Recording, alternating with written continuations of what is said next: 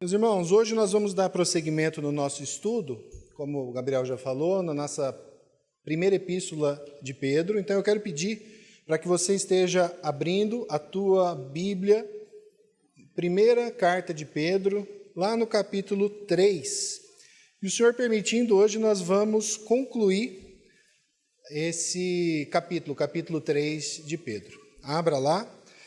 Para a gente relembrar, a última vez que nós estudamos em Pedro foi ainda ano passado, 2023, e nós estamos aqui no capítulo 3, na parte final, e como nós sabemos, já falamos aqui várias vezes, essa carta ela foi escrita pelo apóstolo Pedro de Roma para irmãos que estavam na Ásia Menor, na região onde hoje é a Turquia, na década de 60, da era cristã, irmãos esses que estavam passando por uma série de provações, lutas, dores, perseguições por conta da sua fé.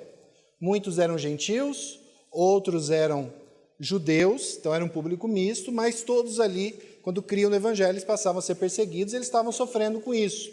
Alguns estavam se afastando, outros estavam se entristecendo, e Pedro, sabendo disso, inspirado pelo Espírito Santo, ele escreve essa carta para consolar e admoestar e exortar esses irmãos.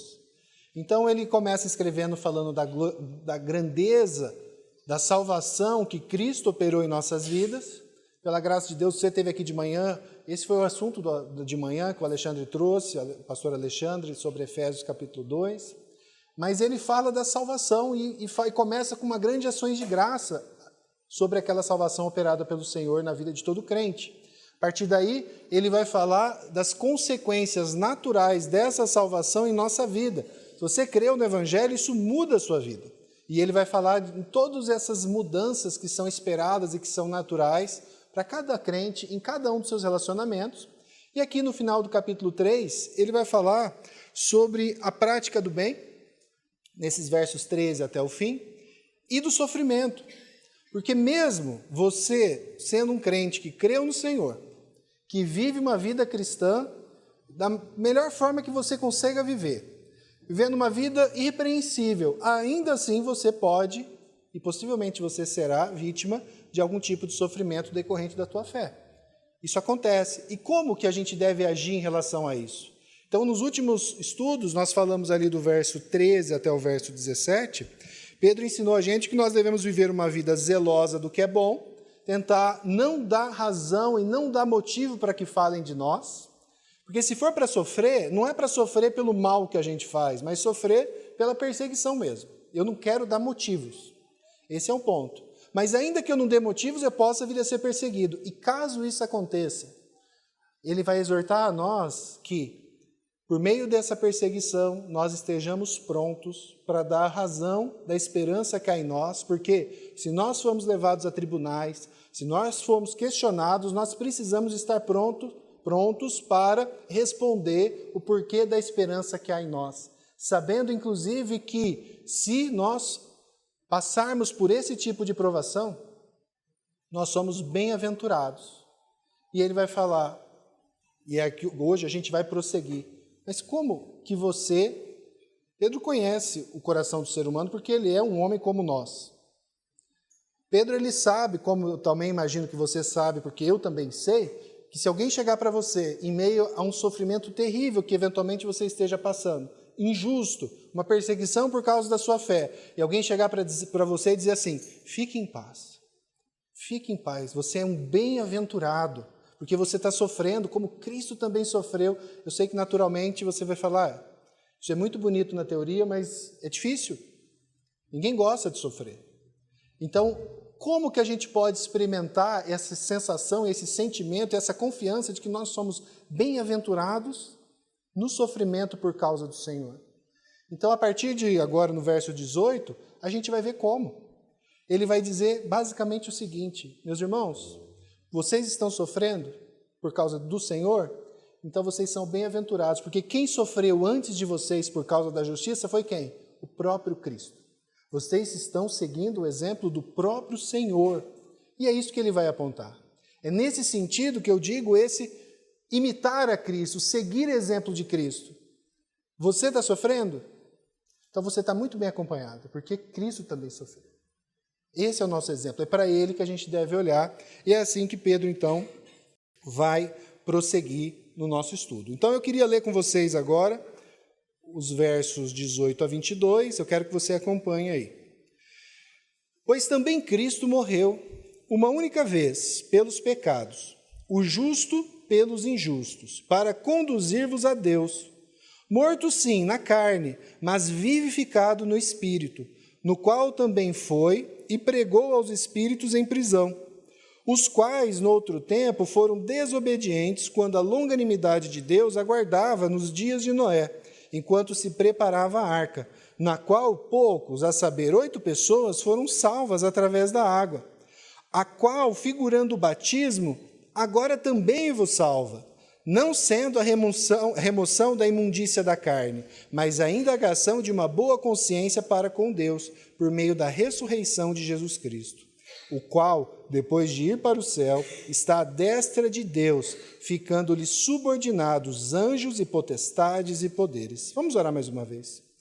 Senhor, diante da Tua palavra, Senhor, nós humildemente clamamos a Ti, fala conosco, Senhor, que o Senhor conduza a nossa mente para compreender, para discernir, e os nossos corações que sejam efetivamente tocados por Ti, Pai, que nós, nenhum de nós, a começar por mim, mas pelos meus irmãos que aqui estão ouvindo também, nenhum de nós saiamos daqui imunes, Senhor, aquilo que o Senhor tem a nos ensinar, que nós possamos de fato crer nisso e que isso mude a nossa vida para a honra e glória do Senhor.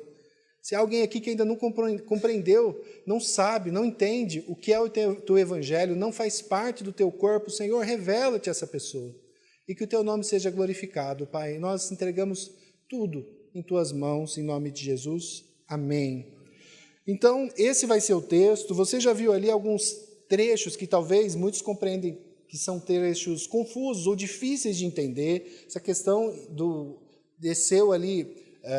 falando do pregar os espíritos em prisão e tudo mais. Mas, irmãos, o ponto principal do texto ele é muito simples, e ele é muito direto, e ele é muito importante. Então, eu quero focar naquilo que efetivamente é mais importante, sem desprezar também, tentando explicar para vocês esses pontos um pouco mais confusos. Então, essa vai ser a sequência que nós vamos usar aqui para te ajudar um pouco. A gente vai falar da suficiência de Cristo, ali no verso 18 a 20, dentro desse contexto de falar da suficiência do sacrifício de Cristo, ele vai dar um exemplo para nós, que é o exemplo histórico, que é aquele pregar os espíritos em prisão, onde ele vai fazer uma referência às pessoas da época de Noé.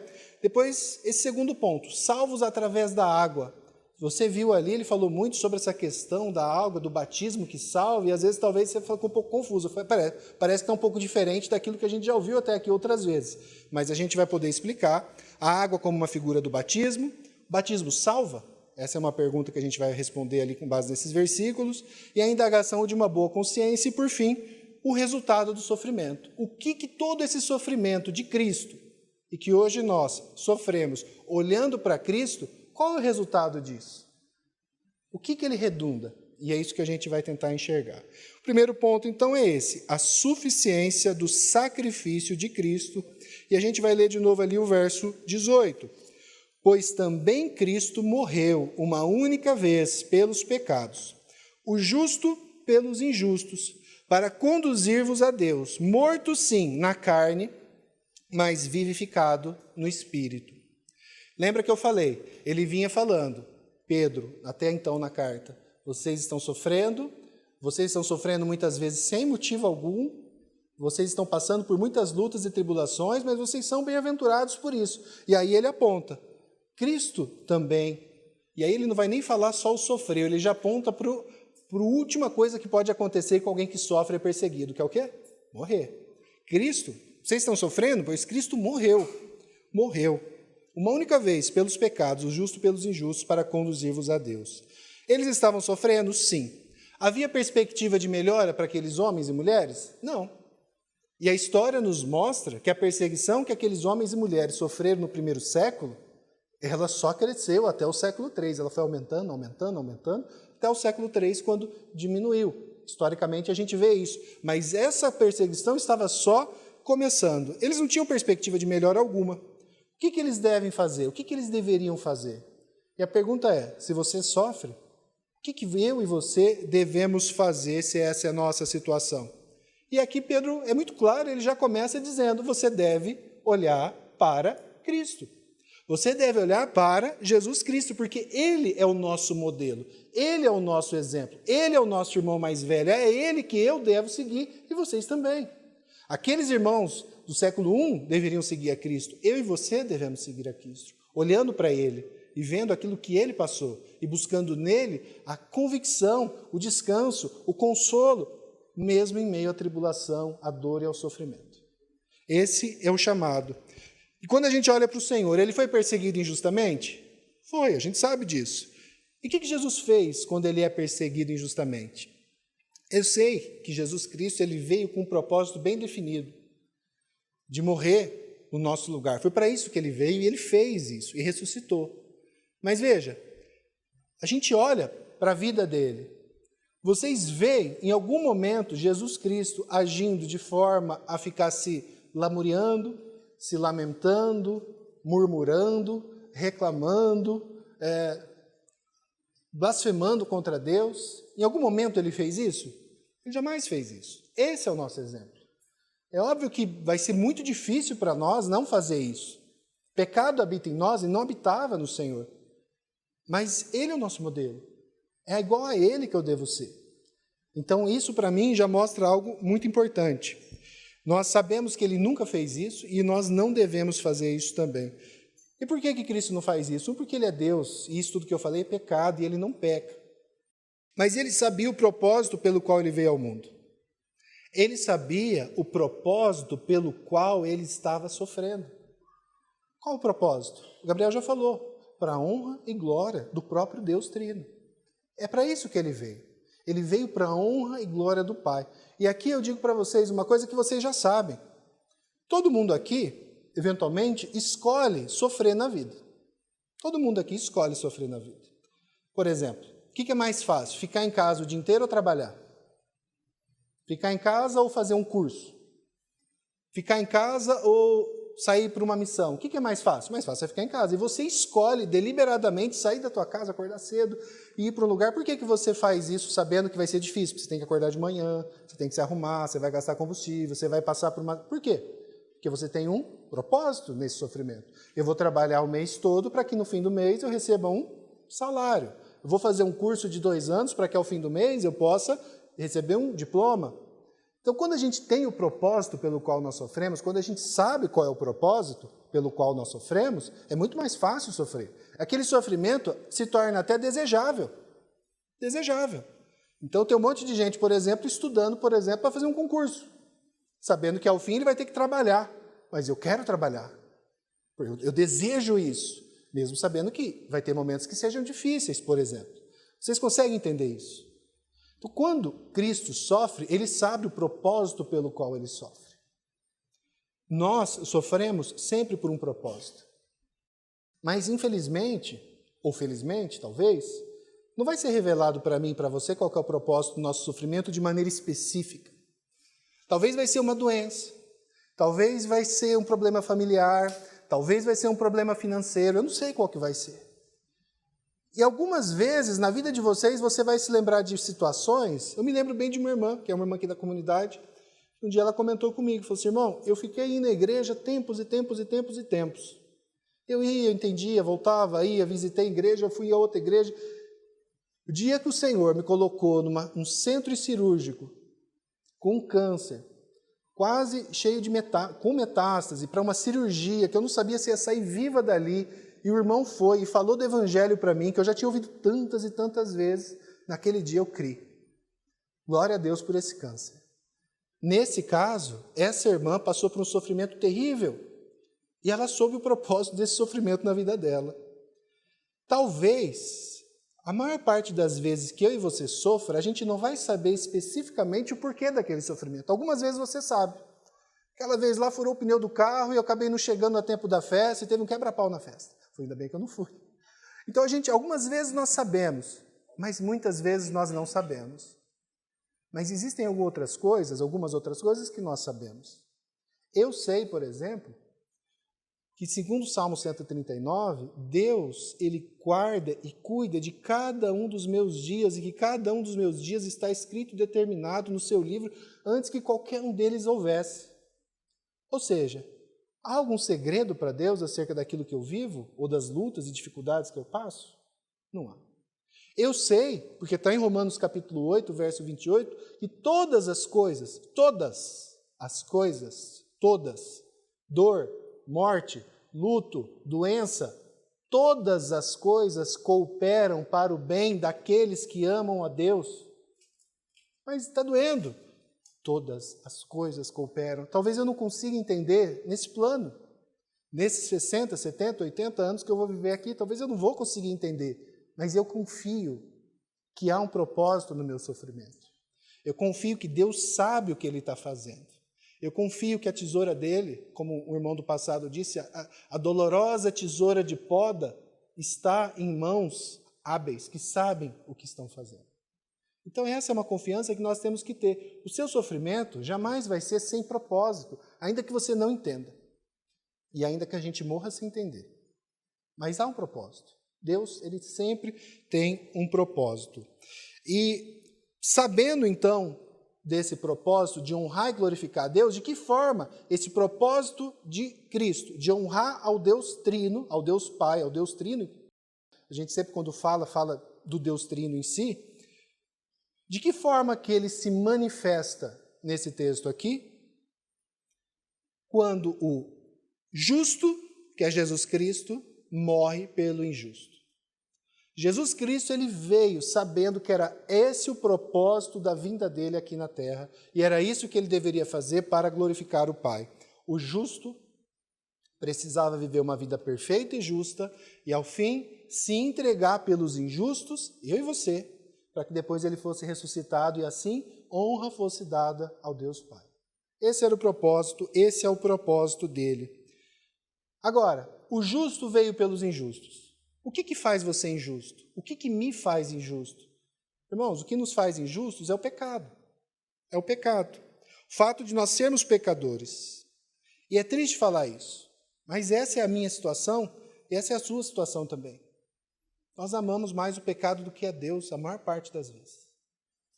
Naturalmente falando, a hora que você para de prestar atenção, a hora que você deixa a coisa fluir, a hora que você para de estar no Senhor, prestando atenção no Senhor, buscando ter uma comunhão a mais com o Senhor, você vê que você começa a se desviar. Esse é o nosso padrão, mesmo nós que já cremos no Senhor. Enquanto estivermos nessa terra, ainda habita em nós o pecado. E quando você não cuida, a hora que você vê, isso já está indo. É como, eu sempre uso esse exemplo, é como se fosse um carro com um pneu murcho.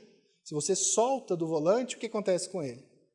O normal dele é sair, ele não vai seguir em linha reta. Essa é a nossa situação. Nós somos pecadores. É isso que nos faz injustos. Se você tem dúvida disso, preste atenção na sua vida. Se você tem dúvida ainda disso, preste atenção na sua vida. As coisas que você fala, as coisas que você faz, as coisas que você deveria fazer e deixa de fazer, e especialmente as coisas que você pensa. Se você acha que você é justo, eu pergunto para você, como o nosso irmão Paul Washer já fez, se a gente colocasse, então, você acha que eu acho que eu não sou tão mal assim. O que você acha da gente pegar 1 hora por dia dos melhores momentos da sua mente e passasse aqui no telão? O que você pensa sobre os seus irmãos, por exemplo? Será que você ficaria aqui? Acho que nenhum de nós ficaríamos aqui. Então isso só mostra quem nós somos injustos. O justo precisou morrer pelos injustos, porque nós somos injustos. Uma má compreensão disso, se você de alguma forma acha que você não é tão ruim assim, você é bonzinho, você faz para merecer, você não precisa de Cristo. Cristo é dispensável para você. Mas você é um injusto. E ele veio para salvar injustos. Injustos que precisam crer nele mesmo. É por isso que não bastaria para nós, de forma alguma, que nós... E tomem cuidado em relação a isso que eu vou falar, porque isso é uma prática muito comum, inclusive entre meios cristãos. No mundo como um todo, isso é o padrão, mas no meio cristão isso é comum também.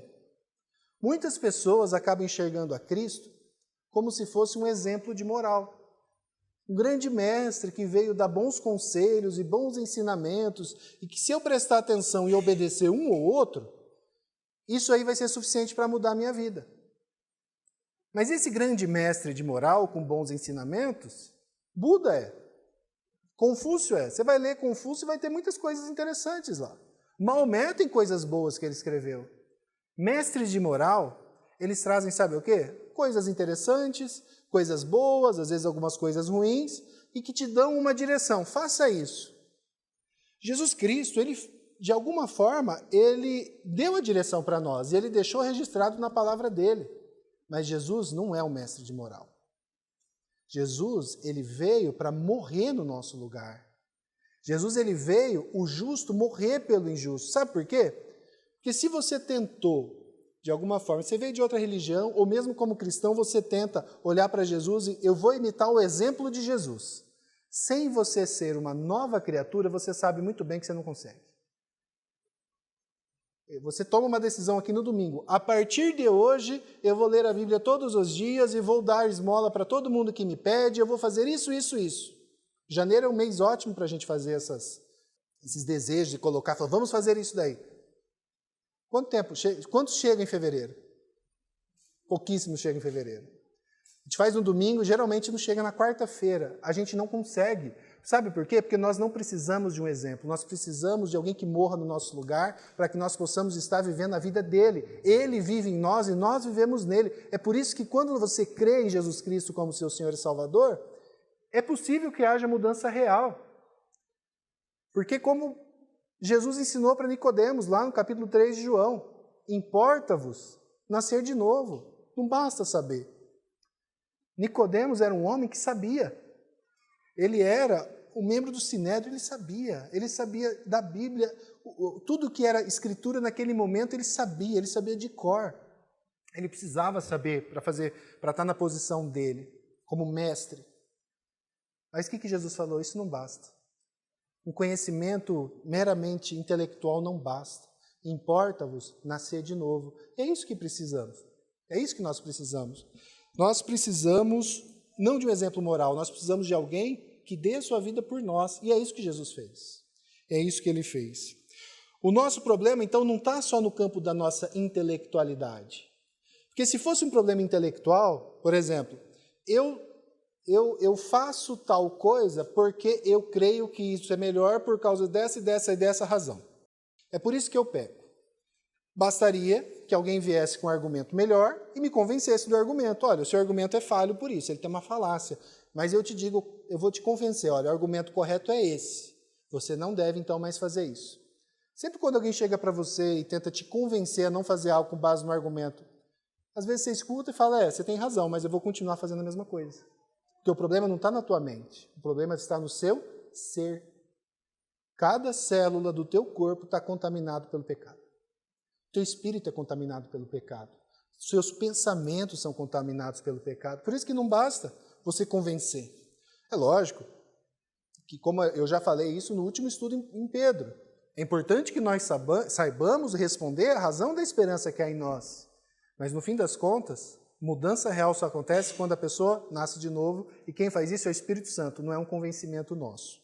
Então, é por isso que a Bíblia, Deus não simplesmente nos deu um livro com bons ensinamentos, Ele nos deu também. Mas junto com esse livro, que não é só um livro com bons ensinamentos, é a própria palavra de Deus, a palavra de Deus, ela se encarna.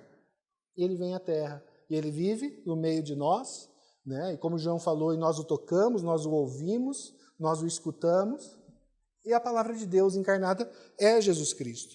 Ele morre por nós uma única vez, o justo pelo injusto. Esse é o sacrifício suficiente. Jesus não precisa repetir o sacrifício dele. Jesus morreu uma única vez para salvar. Esse é o propósito. Esse é o propósito dele. Salvar pecadores como eu e você. Jesus Cristo, o propósito dele ao honrar, é como que ele honra a Deus na vinda dele à terra. A vir para cá para redimir aqueles que ele, juntamente com Deus e o Espírito Santo, na Santíssima Trindade, havia eleito antes da fundação do mundo para salvar e reconciliar.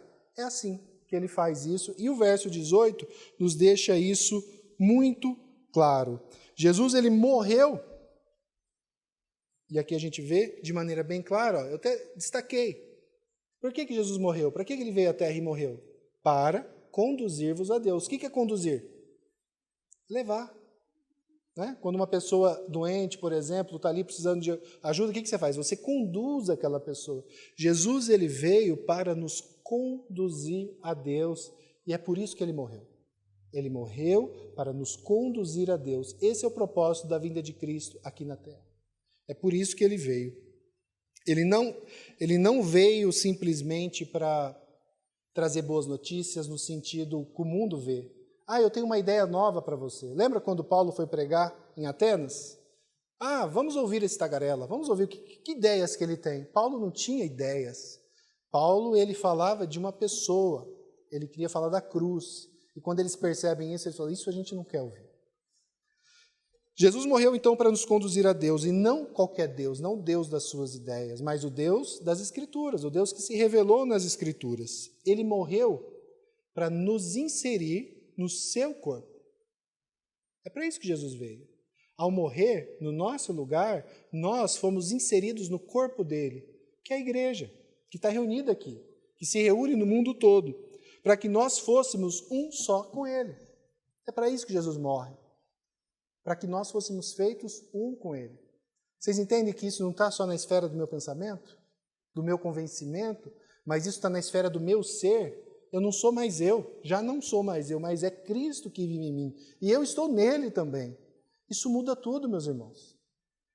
É nessa verdade, é nessa realidade que pode haver qualquer tipo de esperança para que a gente possa ter uma vida nova. Porque se for só no âmbito do conhecimento da vontade minha, pecadora, eu não consigo, nem vocês. E essa é a grande verdade. Esse é o propósito do sofrimento do nosso Senhor. Por amor, ele nos uniu a ele mesmo, nos conduzindo ao próprio Deus. E aí eu tenho uma pergunta para fazer. Qual é a situação sua? E eu quero que você pense nisso individualmente. Eu não quero que você pense em ninguém, eu quero que você pense em você. Qual é a situação sua hoje?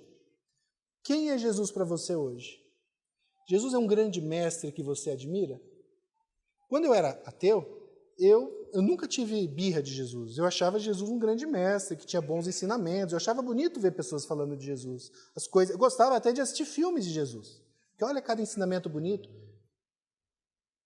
Esse conhecimento é salvífico? Não.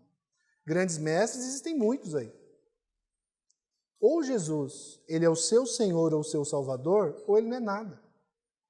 Se você enxerga Jesus simplesmente como um grande mestre, que tem alguns ensinamentos que você gosta, outros nem tanto, quando ele fala de inferno eu não gosto, eu prefiro pular essa parte.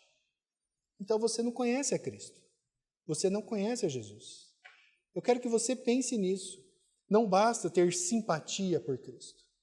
Você precisa crer, de fato, que Jesus é o seu Senhor e Salvador, porque ou isso é uma realidade para você, ou ele morreu na cruz no seu lugar, e você estava lá incluído com ele naquela cruz, ou você o rejeita. O ser um conhecido não existe nesse relacionamento. Qual é a sua situação? Você olha tudo isso, essas coisas que estão na Bíblia, e culto, e batismo, e ceia, e igreja, como algo interessante que eventualmente eu possa ir lá e ver, e eu vou aprender uma coisinha legal ou outra? Ou isso de fato é a sua vida em Cristo Jesus? Então você precisa considerar isso. E se você não crê que Jesus é o seu Senhor e Salvador, eu clamo por você.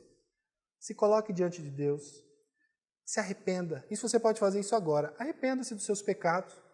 Peça perdão a Ele e confesse que Jesus Cristo morreu no teu lugar. Você não precisa fazer nada, você precisa só crer e ter fé. Essa fé já vem de Deus, é Deus que está te dando, mas você precisa entender isso. Você não vai para o céu porque você está aqui. Você vai ser salvo se você creu de fato que Jesus é o seu Senhor e o seu Salvador. Então, esse é o propósito do sofrimento de Cristo, por amor salvar pecadores para conduzi-los a Deus. E Jesus então sabia por que sofria. Muitas vezes a gente não sabe, mas como eu disse, Deus sabe e Ele está no controle de tudo. Quando nós sofremos, então, nós devemos olhar para Cristo sabendo que somos bem-aventurados. já sofremos juntamente com Ele e não existe melhor lugar para a gente estar do que junto a Ele. Se você está em Cristo, você está passando pelo seu sofrimento com o Senhor. É melhor sofrer com o Senhor do que estar passando por prazeres longe dEle. Isso é verdade. Agora eu queria fazer uma breve aplicação para você aqui.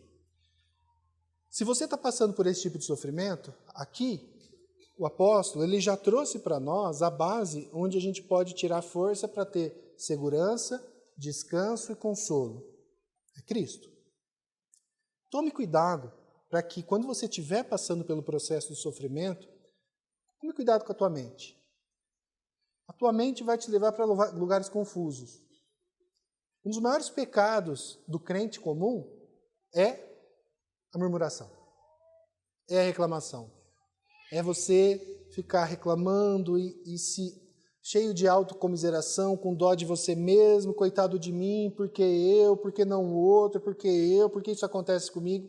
Se você crê que Jesus Cristo é a sua vida, é o seu Senhor e seu Salvador, e Ele está no controle de tudo, entenda que quando você pensa dessa forma, você está se rebelando contra Deus em primeiro lugar, e em segundo lugar, isso só vai te levar para longe do Senhor. Isso vai ser um pensamento reclamão, um pensamento que murmura, um pensamento que tem dó de si mesmo. Sabe por que ele é um pensamento que leva ao pecado? Sabe por que ele é um pensamento que vai te levar à ansiedade ou à depressão? Porque ele é um sentimento centrado em você mesmo. Você está olhando para você, só para você. Coitado de mim, pobre de mim.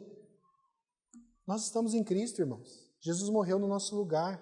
Então cuide da tua mente para que isso não aconteça com você.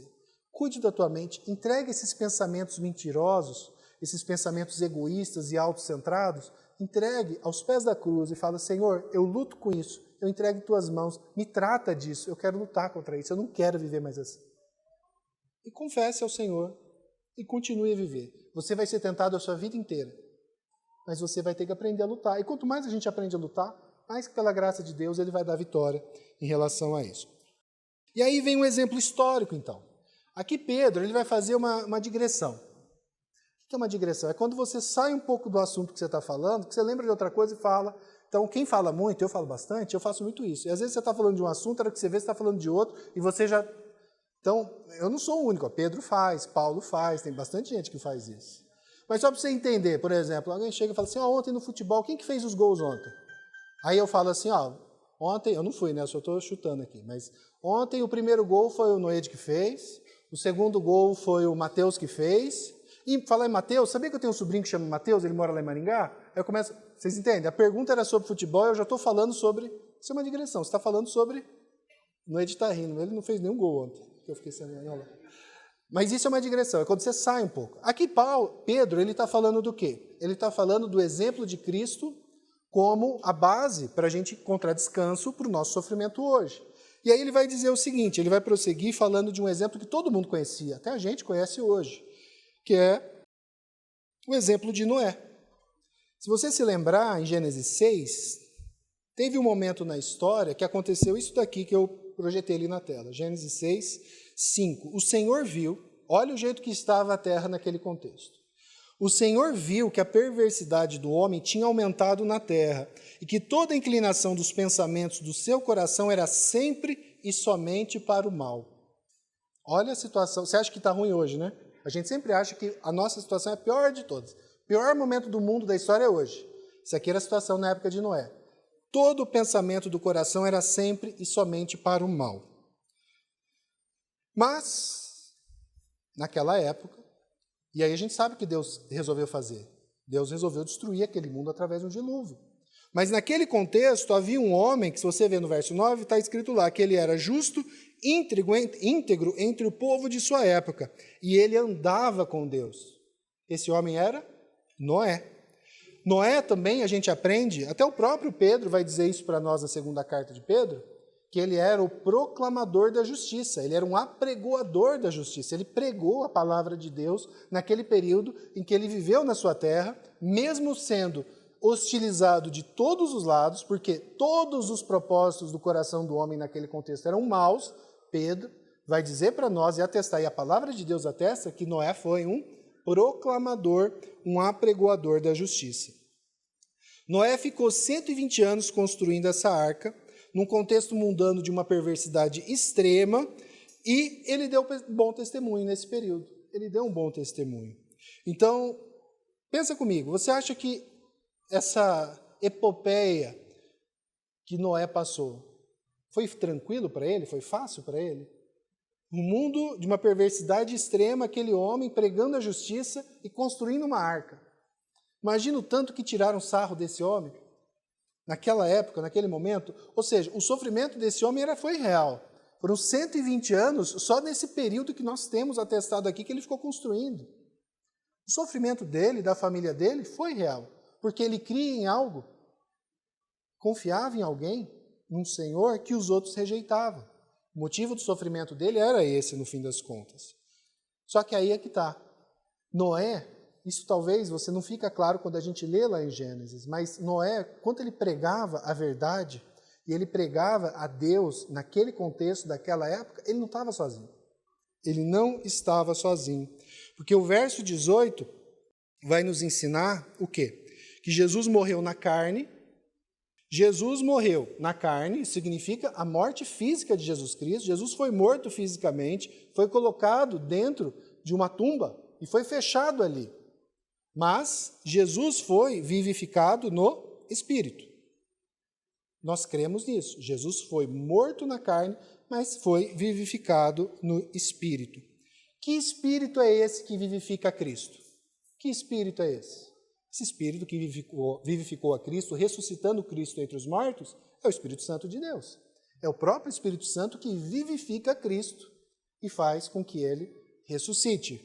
Romanos 8:11 vai nos lembrar disso. Se em vocês habita o Espírito daquele que ressuscitou Jesus dentre os mortos, então é o Espírito, com E maiúsculo, é o Espírito Santo que ressuscita Jesus dentre os mortos. Esse mesmo que ressuscitou Cristo dentre os mortos vivificará também o corpo mortal de vocês por meio do seu Espírito que habita em vocês. Então esse é o ponto. O mesmo Espírito Santo que ressuscitou Jesus Cristo dentre os mortos, ele estava onde? Ele estava em Noé, quando Noé, no período da sua vida, quando ele viveu e ele pregou, quando Noé pregava, o Espírito de Cristo estava em Noé pregando para aquelas pessoas daquele período, daquela época da vida dele. Esse é o pensamento.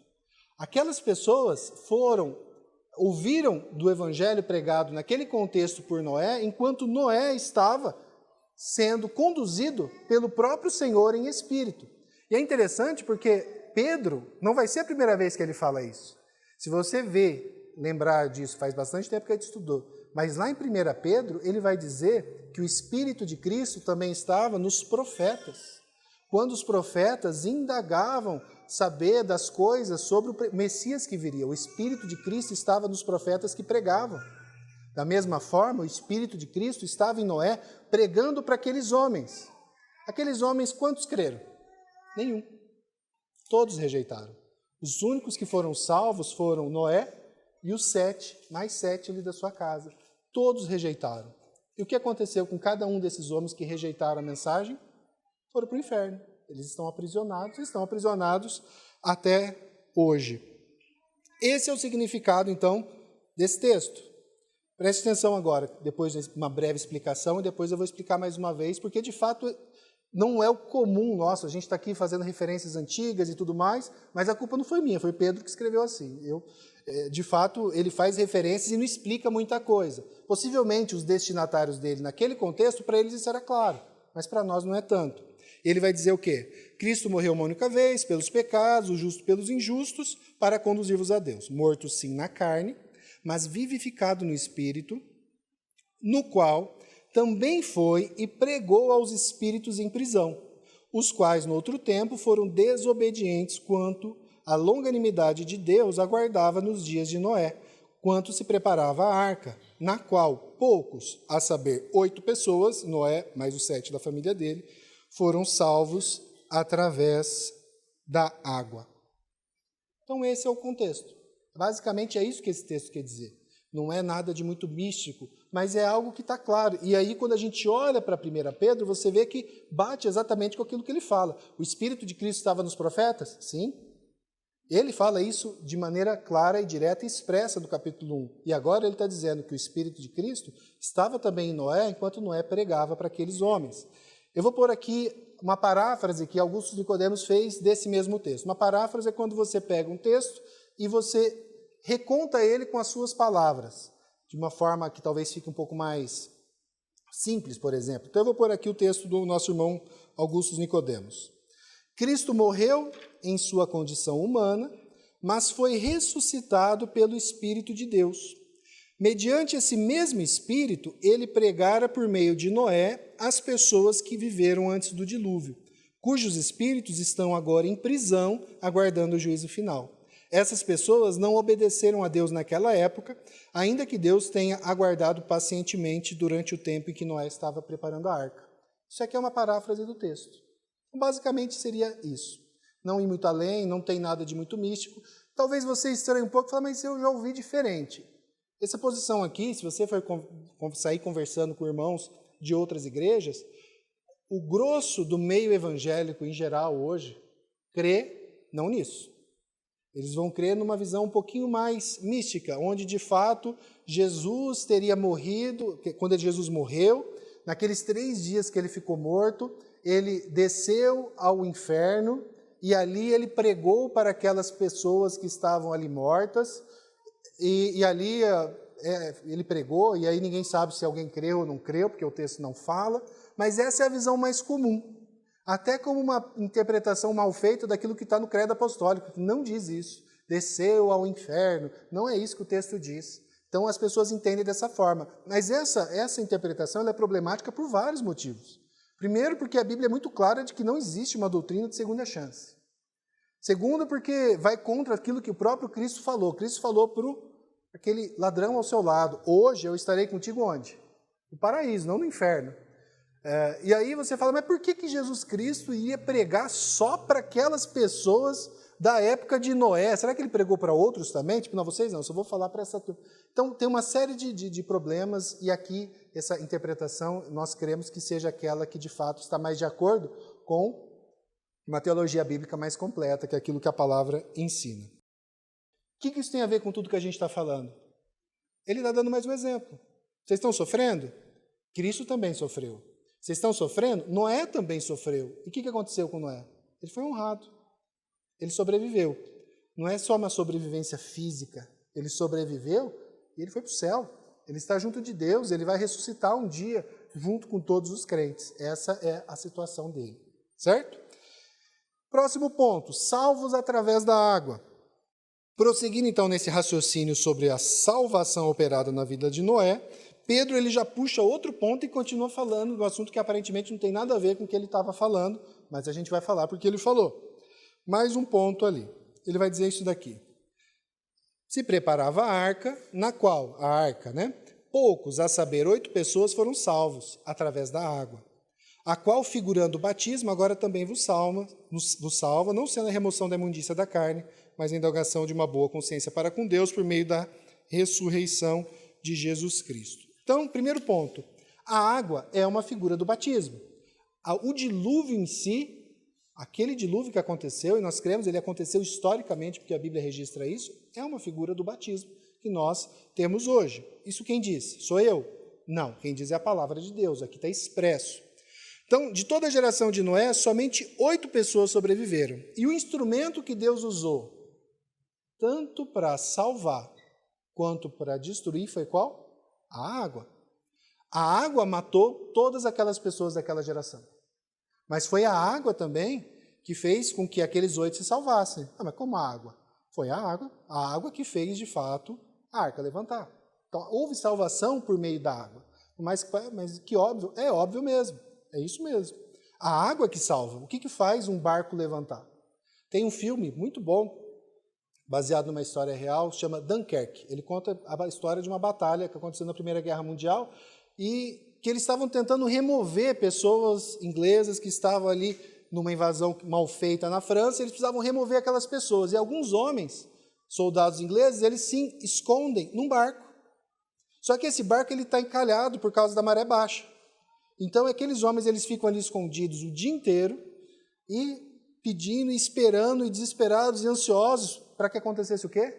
Que a maré subisse. Porque se a maré subisse, o barco poderia boiar e eles poderiam ir embora. Basicamente é isso, a água salvou aqueles homens. Noé foi a mesma coisa, eles foram salvos através da água. Agora, pense comigo, a água foi objeto de morte, mas também de salvação. Você se lembra, e aqui eu pus 2 Coríntios capítulo 2, verso 15, quando a gente proclama o evangelho ele tem cheiro de salvação. Para quem? Para os salvos. Mas e para aqueles que rejeitam? O evangelho ele tem cheiro do quê? De morte. Porque aqueles que rejeitam, o evangelho vai ser testemunha contra eles. Olha 2 Coríntios 2, 15 e 16. Porque nós somos para com Deus o bom perfume de Cristo.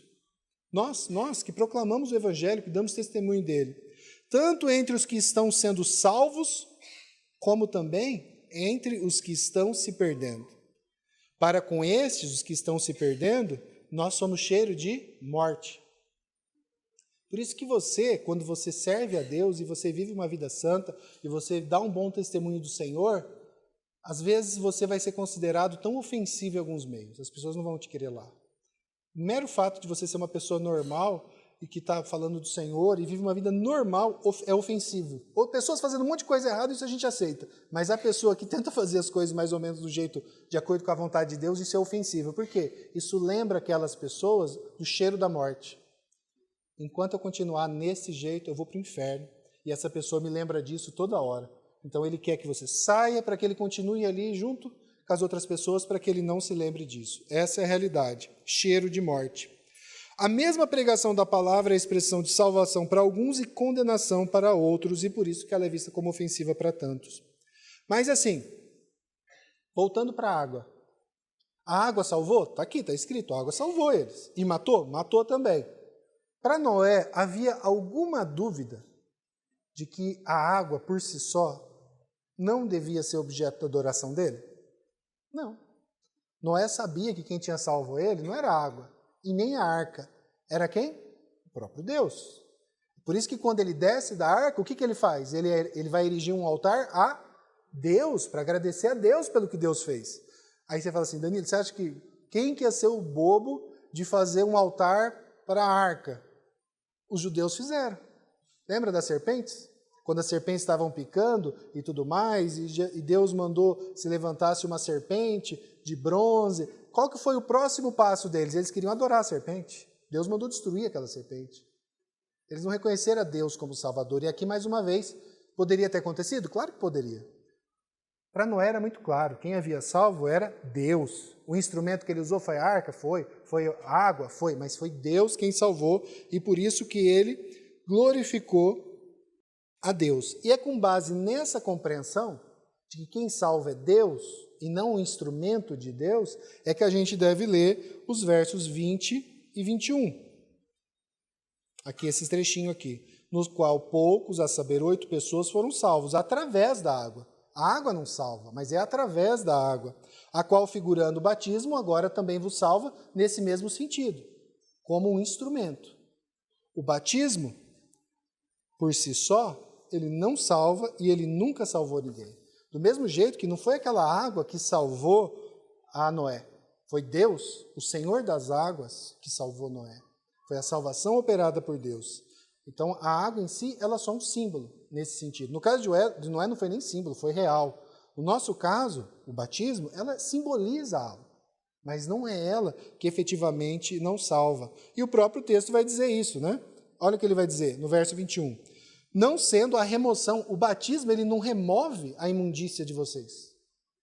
O batismo, ele não vai tirar o pecado de vocês. Mas o que vai fazer isso é a indagação de uma boa consciência para com Deus por meio da ressurreição de Cristo. Ressurreição implica a morte. A morte, a ressurreição de Cristo, isso sim remove imundícia. Isso sim faz você nascer de novo. Mas o batismo, ele é um símbolo desse processo. Um símbolo muito semelhante, e o texto nos diz isso, àquele da água que destruiu aquela terra. Sabe por quê?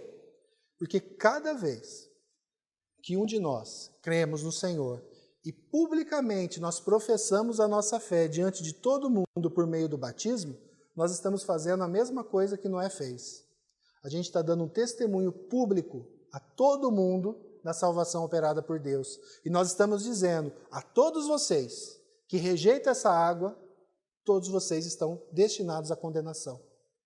Da mesma forma, quando Noé estava fazendo aquela arca e ele dizia, ou vocês se arrependem, ou vocês vão morrer, da mesma forma, quando nós nos batizamos, nós estamos fazendo uma pública profissão de fé.